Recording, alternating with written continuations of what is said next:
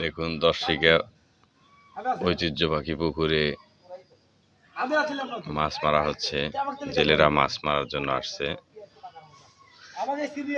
আপনারা একটু দেখুন।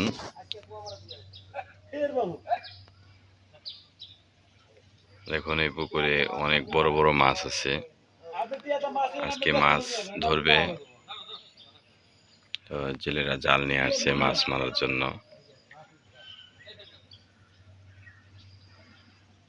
আপনারা ধৈর্য ধরে দেখুন। জাল নামাচ্ছে আস্তে আস্তে পুকুরের দিকে এবং পর্যাপ্ত পরিমাণ মাছ এই পুকুরে আছে। কয়েক লক্ষ টাকার মাছ এখানে ছাড়া হয়েছে এবং সে মাছগুলো এখন অনেক বড় বড় হয়েছে। দেখতে থাকুন।